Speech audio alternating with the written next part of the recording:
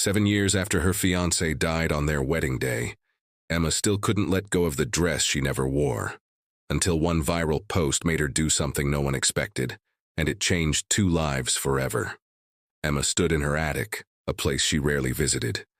Dust clung to forgotten boxes, old frames, and unused holiday decorations.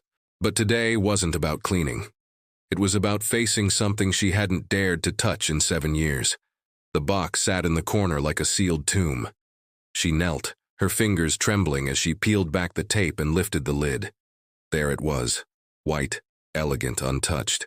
Her wedding dress. 7 years ago she had chosen it with laughter in her heart and stars in her eyes. A flowing silk gown with lace sleeves and a pearl button trailed down the back. She was supposed to wear it as she walked down the aisle toward Daniel, the man who made her believe in magic again. But Daniel never made it to the altar. A car crash the night before their wedding stole him away. A drunk driver, a wet road, and just like that, Emma's future shattered into a million sharp, breathless pieces. She hadn't opened the box since the funeral. Friends had told her to give it away, sell it, burn it, anything but keep it as a reminder. But she couldn't. It was the last physical piece of a dream she couldn't fully bury. Until today. Emma gently ran her hand over the fabric, half expecting to find it glowing with the ghosts of what could have been. A single tear fell onto the white silk, and she let herself cry. Not just for Daniel, but for the life she never lived.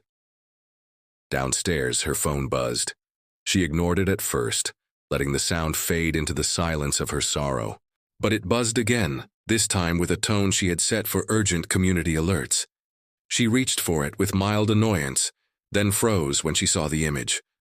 A little girl, maybe 7 or 8, with soft brown eyes and a frail smile. The post read, "Please help us save Lila. She needs heart surgery in 2 weeks. We've raised $42,000 of the $50,000 needed. Every share and donation helps." The Morrison family. Emma clicked through the photos. Lila with tubes taped to her chest. Lila trying to smile while holding a stuffed bunny. Lila surrounded by what looked like a tired but hopeful family. She scrolled past the donation link, but something stopped her. She scrolled back up. Something in Lila's eyes looked familiar, like Daniel's little niece, the one he used to carry on his shoulders at family picnics.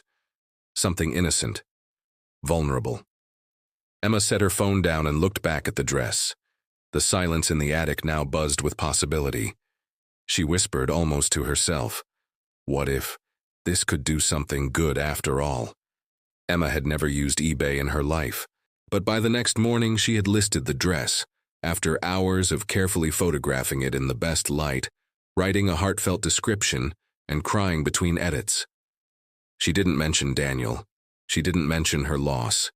She simply wrote, "Worn by no one, loved deeply, hoping to be part of someone else's dream." She linked the listing in a comment on the post about Lila's surgery and added, "All proceeds will go to the Morrison family. Please share." She didn't expect anything, but within 3 hours, the post had been shared 800 times. Comments poured in. "This is the most beautiful gesture I've ever seen.